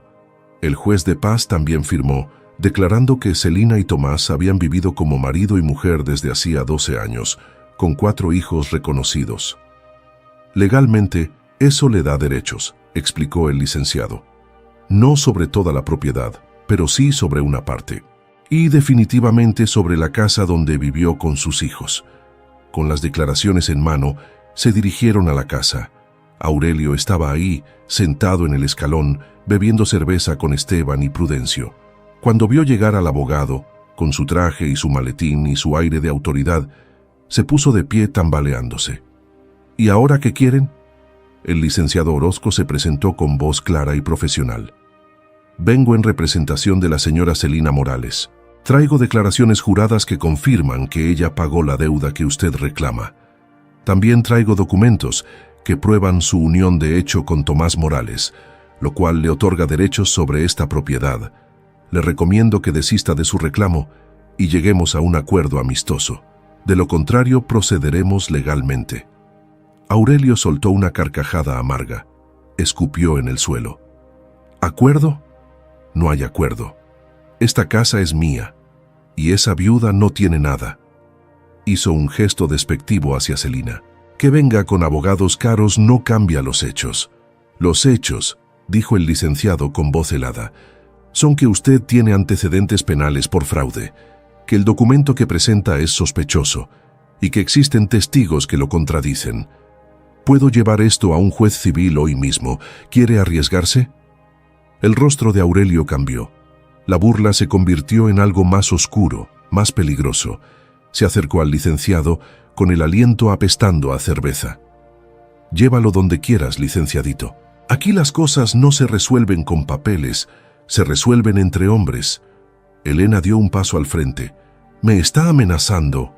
Aurelio la miró con ojos vidriosos. «Te estoy diciendo la verdad, vieja metiche. Aquí no pintas nada, y si sigues metiéndote donde no te llaman, te va a pesar». Celina sintió que algo se rompía dentro de ella. Todo el miedo, toda la humillación, toda la rabia acumulada en meses de sufrimiento, explotó de golpe. Dio un paso adelante, plantándose frente a Aurelio aunque él le sacaba 2 cabezas de altura. «Tú no me vas a quitar lo único que les queda a mis hijos. No te lo voy a permitir, aunque tenga que pelear esto hasta que me muera». Aurelio levantó la mano. No está claro si para empujarla o golpearla, pero el licenciado Orozco lo detuvo agarrándole la muñeca con fuerza sorprendente. «Tócala y lo meto a la cárcel ahora mismo. Tengo un oficial esperando a 5 minutos de aquí». «¿Me pone a prueba?». Aurelio se soltó con un tirón, retrocedió 2 pasos. Miró a Celina con un odio puro cristalino. «Esto no termina aquí, viuda. Vas a arrepentirte». Se metió a la casa, azotando la puerta. Esteban y Prudencio lo siguieron como perros asustados. El licenciado suspiró, guardó los documentos en su maletín. «Bueno, ya tenemos base para proceder. Voy a presentar una demanda de reconocimiento de concubinato y nulidad del documento de deuda. Va a tardar, pero vamos a ganar». Celina sintió que las piernas se le aflojaban. Elena la sostuvo. «Vamos, aquí ya no hay nada más que hacer». De regreso a Ixtlán, Celina miró por la ventana sin ver realmente el paisaje. Sentía algo extraño, no alivio, no exactamente, pero sí una especie de paz frágil. Por primera vez en meses no estaba sola. Tenía a alguien peleando por ella, y eso, pensó, valía más que cualquier casa. Esa noche, mientras preparaba la cena para sus hijos en la estufa nueva, alguien tocó a la puerta. Celina abrió esperando ver a Elena. Pero no era ella. Era una mujer que no conocía, vestida con ropa formal, con una carpeta en las manos y una expresión seria. «¿Señora Celina Morales?», preguntó. Celina asintió. La mujer le extendió un sobre amarillo. «Vengo del DIF. Tengo una orden de inspección. Recibimos una denuncia anónima sobre negligencia infantil y condiciones inadecuadas de vivienda para menores». Celina sintió que el mundo se inclinaba. Leyó el sobre con manos temblorosas. «Inspección de bienestar infantil urgente». La mujer del DIF, de unos 40 años, con cabello corto y mirada cansada, sacó una identificación oficial. «Me llamo Gabriela Ortiz. Soy trabajadora social. ¿Puedo pasar?». Celina abrió la puerta sin saber qué más hacer. La mujer entró con pasos medidos, mirando todo con ojos profesionales que registraban cada detalle. Los niños estaban en la mesa, Rodrigo ayudando a Sofía a comer, Emilio y Lucía sentados con platos a medio terminar. Se quedaron inmóviles cuando vieron a la extraña. Rodrigo se puso de pie instintivamente, colocándose entre la trabajadora social y sus hermanos. «¿Quién es?», preguntó con voz tensa. Celina tragó saliva. Es una señora del gobierno, mijo. Viene a revisar cómo estamos». Gabriela sacó una grabadora pequeña del bolsillo de su saco. «Con su permiso, voy a grabar esta visita para el expediente. ¿Los niños son Rodrigo, Emilio, Lucía y Sofía Morales?». «Sí», dijo Celina, sintiendo que cada palabra era una trampa. ¿Qué dice la denuncia?». Gabriela revisó su carpeta. La denuncia anónima reporta que los menores están viviendo en condiciones de extrema pobreza, sin atención médica adecuada, que fueron expuestos a situaciones de peligro. Específicamente menciona algo sobre trabajo en acantilados y que la madre no tiene empleo estable ni medios para mantenerlos. También menciona que fueron desalojados de su vivienda anterior. Celina sintió que la rabia le subía como lava. Aurelio. Tenía que ser Aurelio. Esto era su venganza por lo del abogado. «Eso es mentira», dijo con voz temblorosa pero firme. «Mis hijos están bien cuidados, tengo trabajo, tenemos casa». Señaló alrededor. «¿Ve alguna condición de pobreza aquí?». Gabriela caminó por la casita, tomando notas en una libreta. Revisó la cocina, limpia con comida en la alacena. Revisó los cuartos, camas hechas, ropa doblada, fotos familiares en las repisas. Revisó el baño, limpio, con jabón y cepillos de dientes. Su expresión no cambió, pero Celina notó que sus hombros se relajaron un poco. «¿Cuándo se mudaron aquí?». «Hace 2 días», respondió Celina. «Me dieron trabajo en la finca de miel. Vivo aquí con mis hijos mientras resuelvo un problema legal con mi casa anterior». Gabriela escribió algo. «¿Quién es el dueño de esta propiedad?». «Yo», dijo una voz desde la puerta. Elena entró sin tocar. Una de las empleadas le había avisado que había alguien del DIF en la casita de Celina. Traía documentos en la mano y cara de pocos amigos. «Elena Valdivia, dueña de esta finca. ¿Puedo ver la orden de inspección?». Gabriela se la mostró. Elena la leyó rápido, con ojos entrenados. Había visto suficientes documentos legales en su vida. «Esto es basura», dijo sin rodeos. «Alguien hizo una denuncia falsa para hostigar a esta familia. Los niños están perfectamente cuidados. Celina tiene empleo estable conmigo y esta casa cumple con todos los requisitos de salubridad». «Eso lo determinará mi reporte, señora Valdivia», dijo Gabriela con voz neutral. «¿Puedo hablar con los niños a solas?». Celina sintió pánico. «¿Por qué?». «Es protocolo. Necesito asegurarme de que no hay coacción o ensayo de respuestas». Elena puso una mano en el hombro de Celina. «Déjala, no tienen nada que esconder». Celina miró a sus hijos. Rodrigo tenía los puños apretados. Emilio se mordía las uñas. Lucía abrazaba a Sofía. «Está bien», le dijo Celina, aunque no estaba segura de nada. «Digan la verdad, solo la verdad». Gabriela se llevó primero a Rodrigo al cuarto. Estuvieron 5 minutos. Cuando salió, el niño tenía los ojos rojos pero la mandíbula firme. Luego entró Emilio, después Lucía. Sofía fue la última. La trabajadora social fue más suave con ella. Le hizo dibujar en una hoja mientras le hacía preguntas simples. Celina esperó afuera con Elena, caminando de un lado a otro, retorciéndose las manos. «Van a tratar de quitármelos», murmuró Celina. «Lo sé. Van a decir que no puedo cuidarlos». Elena la agarró de los hombros, la obligó a mirarla. «No van a quitarte nada. Esos niños están sanos, alimentados, educados. Cualquier juez con 2 dedos de frente lo va a ver. Pero la denuncia es de Aurelio, es obvio, y vamos a demostrarlo». Cuando Gabriela terminó con todos los niños, se sentó en la mesa de la cocina y revisó sus notas. Celina se sentó frente a ella, con las manos entrelazadas sobre la mesa, rezando en silencio. «Señora Morales», dijo Gabriela finalmente, «he hablado con sus hijos. Todos coinciden en que están bien atendidos, que tienen comida suficiente, que van a la escuela, o iban, en el caso de Rodrigo, quien dejó de asistir voluntariamente para ayudarla. No hay señales de maltrato físico o emocional. La vivienda cumple con estándares mínimos de habitabilidad». Celina sintió que podía respirar otra vez. «¿Entonces?». Gabriela cerró la libreta. «Sin embargo, la denuncia menciona que usted realizó trabajos peligrosos, recolección de miel en acantilados, con los menores presentes. ¿Es cierto?». Celina titubeó. No podía mentir. Una vez, solo una vez, necesitaba el dinero. Ellos me siguieron sin que yo lo supiera. Casi me caigo. Pero ya no hago ese trabajo. Ahora trabajo aquí, en la finca, empacando miel. ¿Es seguro? ¿Puede comprobarlo?». Elena sacó un documento de su carpeta. «Aquí está su contrato. Firmado hace 3 días. Salario mensual de 9,000 pesos más vivienda y prestaciones. Horario de 8 a 5 de lunes a sábado. Trabajo en el taller de empaque y control de calidad. 0 riesgo». Gabriela revisó el contrato. Asintió. «Está bien. Mi reporte va a decir que la denuncia carece de fundamento. Los niños están en buen estado, pero…». Levantó la vista, miró a Celina directo a los ojos. «Voy a programar una visita de seguimiento en 2 meses, para asegurarme de que la situación se mantiene estable. Y le recomiendo encarecidamente que resuelva pronto el asunto de la vivienda permanente.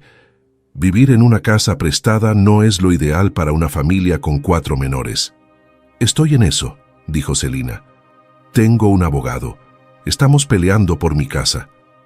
Gabriela guardó todo en su carpeta, se puso de pie. «Bien, entonces nos vemos en 2 meses. Cualquier cambio en su situación, laboral, de vivienda o familiar, repórtelo de inmediato. Si recibimos otra denuncia y las condiciones han empeorado, el proceso será diferente. ¿Entendido?».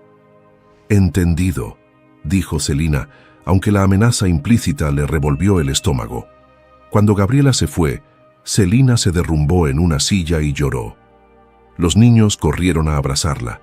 Rodrigo le susurró al oído: «Le dije que eres la mejor mamá del mundo, que nos cuidas aunque tengas que volar para hacerlo». Eso solo hizo que Celina llorara más fuerte. Elena se quedó con ellos hasta que Celina se calmó. Luego preparó té de manzanilla para todos. Obligó a Celina a tomarse una taza completa.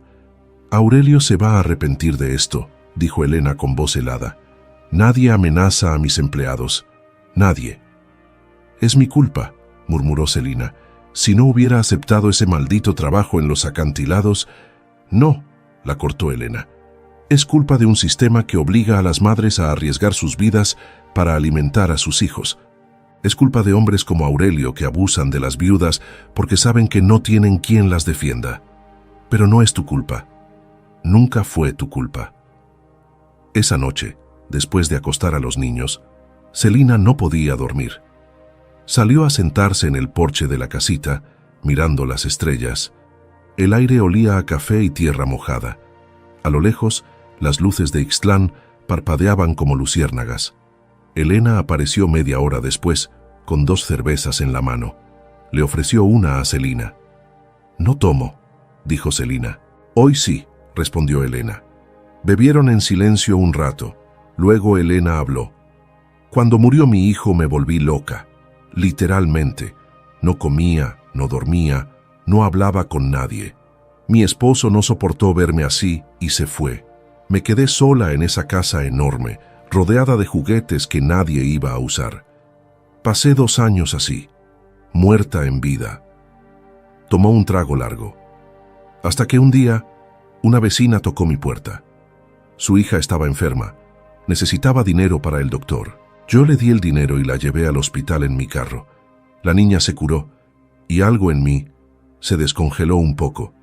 Celina la escuchaba sin interrumpir. Empecé a buscar maneras de ayudar. Pagaba operaciones, becas escolares, despensas para familias pobres. Pero siempre desde lejos, nunca me involucraba, hasta que te vi colgando de ese acantilado. Elena se volvió hacia Celina y entendí que no estaba ayudando a nadie. Solo estaba comprando indulgencias, tratando de reemplazar al hijo que perdí con docenas de extraños. Pero tú me enseñaste algo diferente. ¿Qué?, preguntó Celina. Que el amor verdadero no se compra, se vive, se pelea, se sangra por él. Tú casi te mueres por tus hijos, y yo casi me muero de vergüenza al darme cuenta de que yo nunca amé a nadie así, ni siquiera a mi propio hijo. Lo quería, sí, pero nunca lo puse antes que mi negocio, mi comodidad, mi miedo. Celina negó con la cabeza. No puede ser cierto. Lo vi en sus ojos cuando habló de él. Tal vez, dijo Elena, limpiándose una lágrima que corrió por su mejilla. Pero ya es tarde para saberlo. Lo que sí sé es que no voy a dejar que te pase lo mismo. Tus hijos te tienen, y yo voy a asegurarme de que te sigan teniendo. Las 2 mujeres se quedaron ahí, bajo las estrellas, bebiendo cerveza tibia y compartiendo un silencio que valía más que cualquier palabra. El lunes, Celina empezó a trabajar oficialmente en la finca. Elena la puso en el taller de empaque, donde docenas de tarros de miel se llenaban, etiquetaban y empacaban para exportación. El trabajo era repetitivo, pero tranquilo. Había otras mujeres ahí. Lidia, una señora mayor con manos como raíces. Irma, una chica joven que cantaba rancheras mientras trabajaba. Petra, callada pero amable, que le enseñó a Celina los trucos para etiquetar más rápido. Al principio la miraron con desconfianza.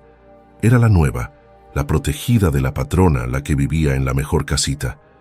Pero cuando vieron que Celina trabajaba duro, sin quejarse, sin darse aires, empezaron a aceptarla.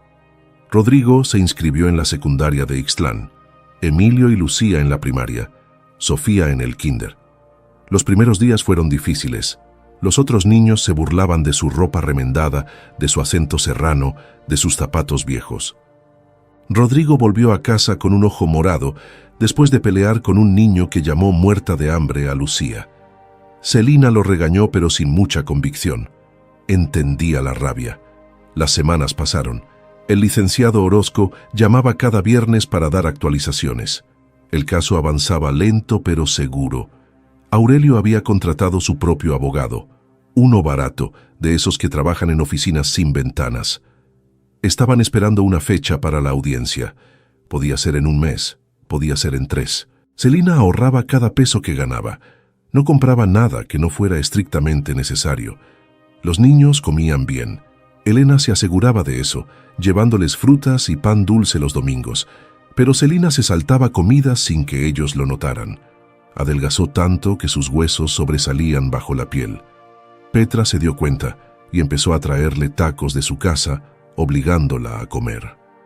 En diciembre llegó la primera audiencia.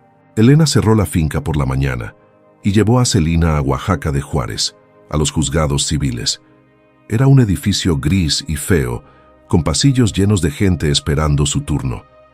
Aurelio ya estaba ahí, con su abogado de traje arrugado. Los dos se miraron desde lados opuestos del pasillo sin decir palabra. El odio entre ellos era casi palpable. La audiencia duró 2 horas. El juez, un hombre canoso con voz de barítono, escuchó a ambas partes. El abogado de Aurelio argumentó que Celina no tenía derechos legales sobre la propiedad porque nunca se casó civilmente con Tomás. El licenciado Orozco presentó las declaraciones de doña Remedios y don Severino, más fotos que probaban la convivencia, más certificados de nacimiento de los niños que listaban a Tomás como padre. El juez revisó todo con cara de póker. Al final, dijo: Voy a revisar los documentos con detenimiento. Resolución en 30 días hábiles. Golpeó el martillo. Se acabó. Celina salió del juzgado sintiendo que no había ganado nada. Elena le apretó la mano. Es buena señal. Si el juez hubiera visto claro que Aurelio tenía razón, lo habría dicho ahí mismo. El hecho de que quiera revisar más significa que hay dudas, y las dudas juegan a nuestro favor. Pero 30 días se sentían como una eternidad. En Navidad, Elena organizó una posada para todos los empleados de la finca. Había ponche, tamales, buñuelos, piñatas para los niños. Celina no quería ir. Se sentía incómoda en celebraciones, como si no mereciera ser feliz mientras su casa seguía en manos de Aurelio. Pero Elena insistió. Tus hijos necesitan esto. Necesitan sentir que la vida sigue. Rodrigo rompió la piñata con 3 golpes certeros. Emilio se atragantó con dulces hasta que Lucía le dio palmadas en la espalda. Sofía bailó con Elena al ritmo de villancicos, riendo con esa risa limpia que solo tienen los niños. Celina los vio desde un rincón con un vaso de ponche en la mano y sintió algo que no había sentido en meses: gratitud. No felicidad, todavía no, pero algo cercano. Esa noche, cuando volvieron a la casita, Rodrigo le preguntó: ¿Crees que papá pueda vernos desde el cielo? Celina lo abrazó. Estoy segura. ¿Crees que esté orgulloso? Celina pensó en todo lo que había pasado. En el acantilado, en la araña, en Aurelio, en el DIF, en las audiencias. Creo que sí, mijo. Creo que está muy orgulloso. La resolución del juez llegó el 15 de enero. El licenciado Orozco llamó a Elena, quien corrió a la casita a buscar a Celina. «Ganamos», dijo con una sonrisa enorme. «El juez falló a tu favor. Declaró nulo el documento de Aurelio. Reconoció tu derecho como concubina sobre la mitad de la propiedad y ordenó que Aurelio te pague los 6 meses de renta que te debe por haberte impedido usar la casa». Celina no podía creerlo. «¿Estás segura?». Elena le mostró la resolución oficial con el sello del juzgado. Celina la leyó 3 veces, como si temiera que las palabras fueran a desaparecer. Luego empezó a llorar, pero esta vez de alivio, de triunfo, de una alegría tan grande que no cabía en su pecho. Los niños gritaron de felicidad. Rodrigo levantó a Sofía en el aire. Emilio y Lucía bailaron tomados de las manos. Celina los abrazó a todos, apretándolos contra ella, sintiendo que finalmente podían respirar. «¿Cuándo podemos volver?», preguntó Rodrigo. Celina miró a Elena. «Pronto, mijo, muy pronto». Pero 3 días después, cuando el licenciado Orozco fue a Santiago Comaltepec para notificarle la sentencia a Aurelio y entregarle la orden de desalojo, encontró la casa vacía. Las puertas estaban abiertas, las ventanas rotas, y en las paredes alguien había pintado con spray negro: «Esto no termina aquí, viuda. Te voy a encontrar». El licenciado Orozco tomó fotos de todo: las paredes rayadas, las ventanas destrozadas, la puerta arrancada de sus bisagras. Llamó a la policía judicial de Ixtlán. 2 agentes llegaron 1 hora después, llenaron un reporte, prometieron buscar a Aurelio. Pero en pueblos como Santiago Comaltepec, la gente desaparecía fácil cuando quería. Las montañas tragaban a los hombres, y Aurelio conocía cada vereda, cada cueva, cada rincón donde esconderse. Elena no le contó a Celina de inmediato. Esperó hasta la noche, cuando los niños dormían. Se sentaron en el porche de la casita, bajo un cielo lleno de estrellas frías. Elena le mostró las fotos en su teléfono. Celina las miró una por una, sin decir palabra. Su rostro no mostraba nada, ni miedo, ni rabia, solo una quietud terrible que asustó más a Elena que cualquier llanto. «Voy a poner seguridad», dijo Elena rápido. «Guardias en la finca, nadie entra sin autorización. Ya hablé con el licenciado, van a emitir una orden de restricción. Y si Aurelio se acerca, va directo a la cárcel». Celina seguía mirando la última foto, la amenaza pintada en la pared de su casa, las letras negras y gruesas, chorreadas como sangre seca. «No tiene miedo de la cárcel», dijo Celina con voz plana. «Ya perdió todo. La casa, el dinero, la cara frente al pueblo. No le queda nada que perder. Y un hombre sin nada que perder es el más peligroso. Entonces nos preparamos, dijo Elena. Pero no vamos a dejar que te controle con miedo. Ya ganaste, Celina. La casa es tuya. Él no puede quitártela. Puede quitarme algo peor, murmuró Celina mirando hacia la ventana donde dormían sus hijos. Elena entendió de inmediato. Se levantó, caminó 2 pasos, se dio la vuelta. No va a tocar a esos niños sobre mi cadáver. Al día siguiente llegaron los guardias. 2 hombres jóvenes y serios, uno de ellos exmilitar, contratados por Elena. Patrullaban la finca cada hora, con radios y linternas. Elena también instaló cámaras en las entradas principales. Celina no sabía si sentirse más segura o más prisionera. Los niños notaron el cambio de inmediato. Rodrigo preguntó por qué había hombres con uniforme caminando afuera. Celina le dijo la verdad. Una versión suavizada, pero la verdad al fin. El tío Aurelio estaba enojado por perder el juicio y podía causar problemas, pero todo iba a estar bien.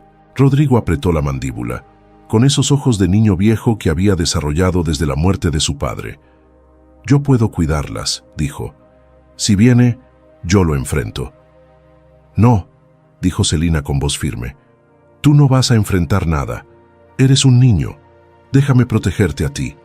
Pero papá me dijo, tu papá ya no está, cortó Celina, más duro de lo que pretendía. Rodrigo parpadeó, herido. Celina respiró hondo, lo abrazó. Perdón, mijo, perdón, pero no quiero que crezcas pensando que tienes que ser el hombre de la casa. Tienes 11 años. Deberías estar jugando fútbol, no cuidándome.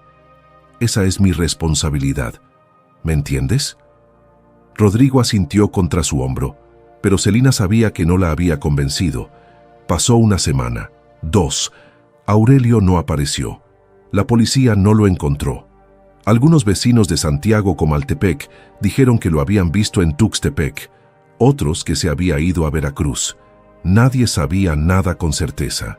La amenaza colgaba sobre Celina como una nube negra que no se disipaba nunca. Dejó de dormir bien. Cada ruido la despertaba.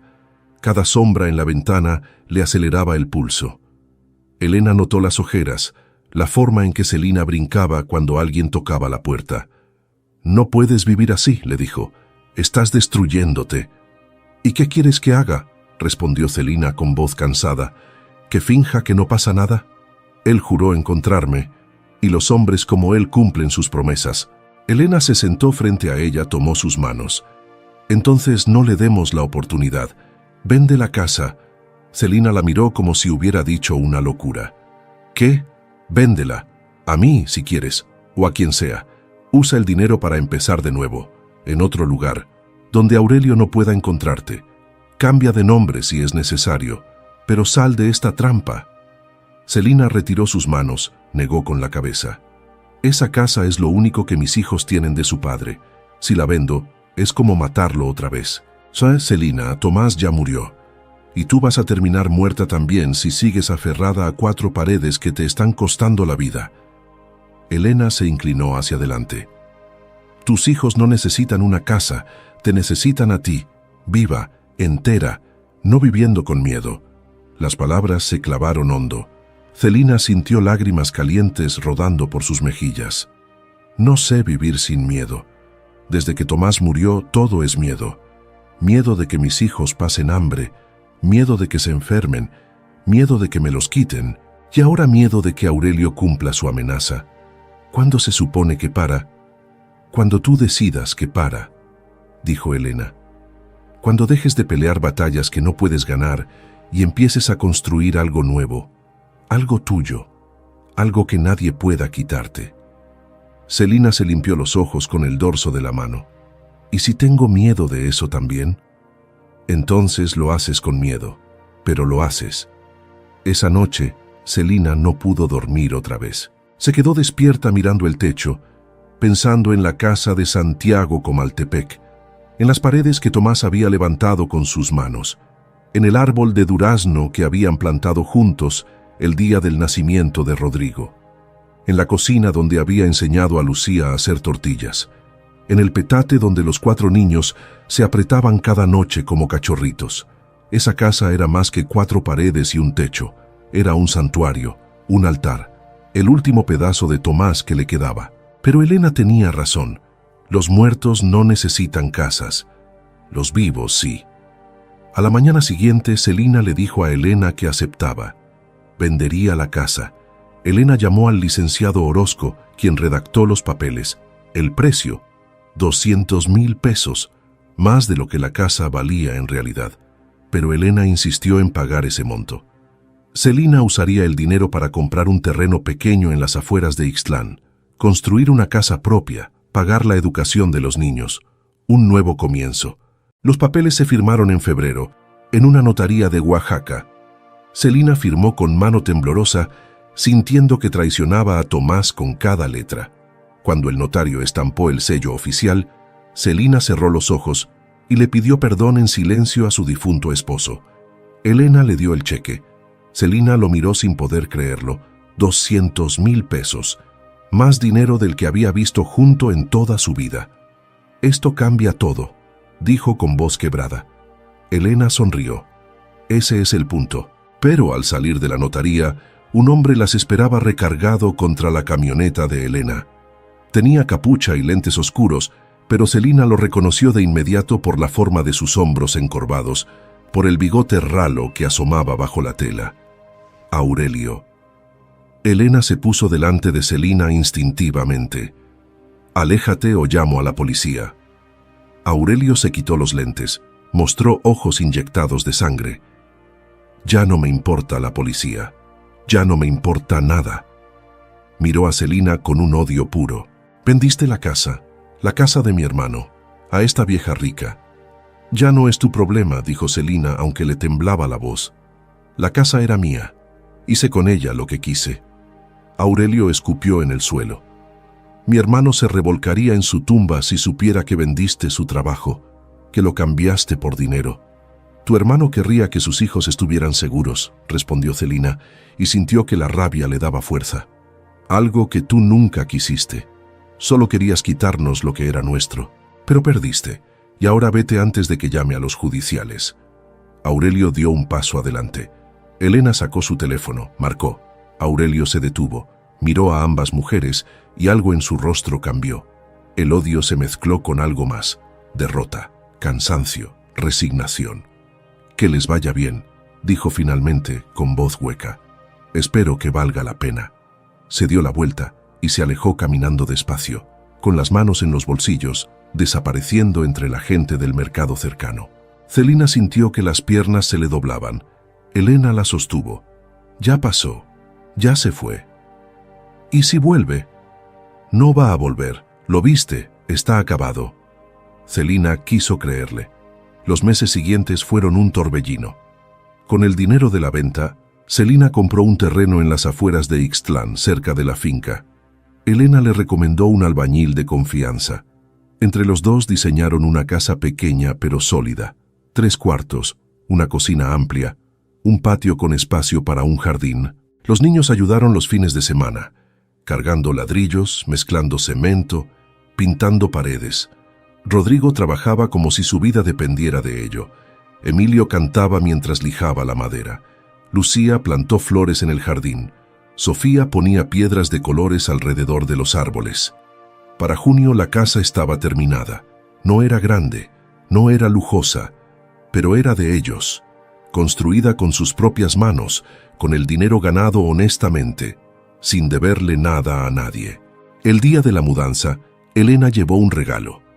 Una placa de madera tallada con las palabras «Hogar de la familia Morales». Celina lloró al verla. La clavaron juntas sobre la puerta principal. Esa noche, mientras los niños exploraban cada rincón de la casa nueva con gritos de emoción, Celina y Elena se sentaron en el patio a ver el atardecer. El cielo estaba pintado de naranja y púrpura. Las montañas se recortaban negras contra la luz. «Nunca pensé que llegaría aquí», dijo Celina en voz baja. «Cuando colgaba de ese acantilado pensé que iba a morir y que mis hijos Iban a terminar separados, en orfanatos, odiándome por abandonarlos. Pero no los abandonaste, dijo Elena.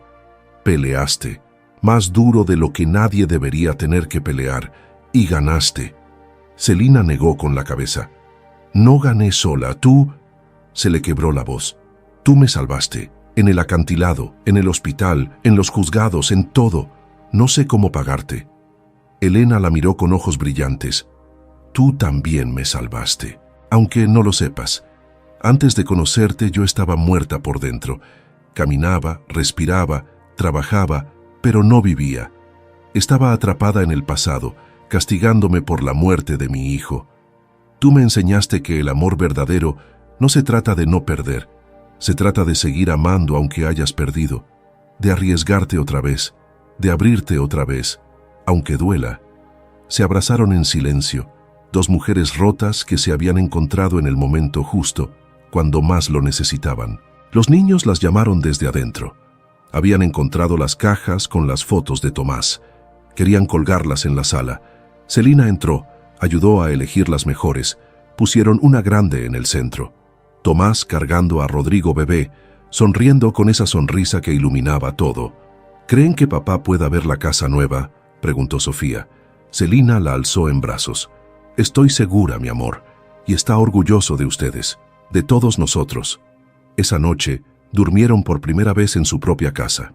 Celina se acostó con Sofía abrazada a su costado, escuchando las respiraciones de sus otros 3 hijos en el cuarto de al lado. Por primera vez en más de un año, durmió sin pesadillas. A la mañana siguiente, alguien tocó la puerta temprano. Celina abrió, esperando ver a Elena.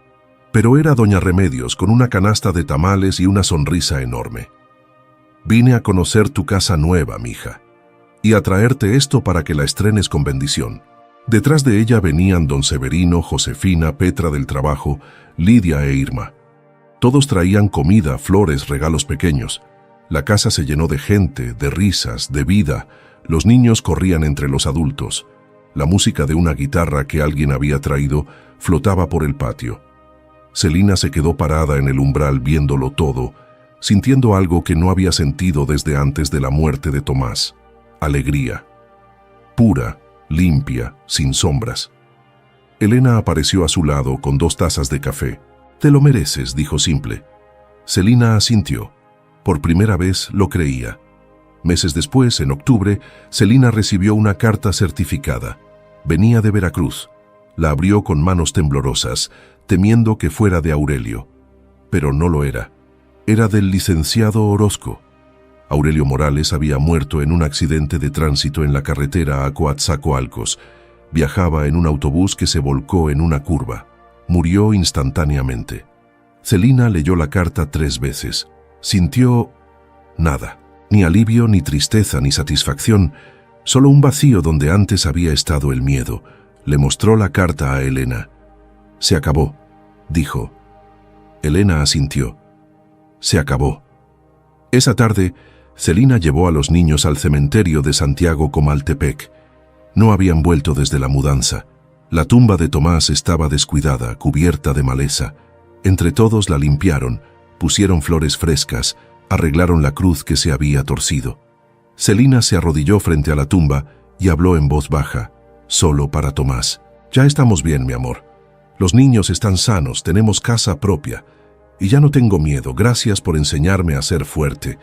Gracias por nuestros hijos. Descansa en paz». Rodrigo puso una mano en el hombro de su madre. «Está bien, mamá. Puedes dejarlo ir».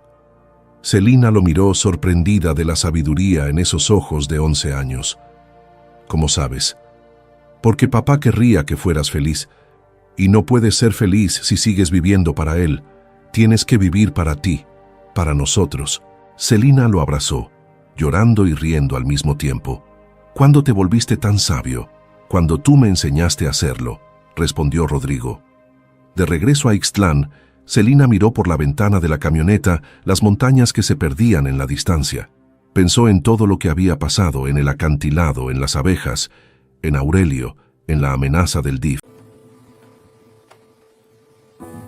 Celina quedó viuda con 4 hijos y sin un peso. Desesperada, aceptó el mismo trabajo que mató a su esposo: colgarse de acantilados a 150 metros de altura para cosechar miel silvestre en las sierras de Oaxaca. Sus hijos la miraban desde arriba, aterrorizados, mientras las abejas la atacaban sin piedad. Su patrona, Elena Valdivia, una mujer fría y millonaria, subió al peñasco para supervisar, y lo que vio la dejó destrozada. Pero cuando Celina creyó que lo peor había pasado, el cuñado que quería robarle su casa apareció con una amenaza que pondría en peligro todo: su hogar, sus hijos y su vida misma. ¿Podrá una madre sola enfrentar a un hombre sin escrúpulos que juró destruirla? Cuéntanos aquí abajo en los comentarios, ¿alguna vez tuviste que trabajar en algo arriesgado para mantener a tu familia? Haz clic en el botón de me gusta y vámonos con la historia. El viento cortaba como navaja sobre el abismo. Celina colgaba a 150 metros del suelo, atada a una cuerda de cáñamo que crujía con cada ráfaga, mientras el enjambre zumbaba furioso alrededor de la colmena gigante incrustada en la pared de roca. Sus manos temblaban, no por el frío de la mañana en la sierra norte de Oaxaca, sino por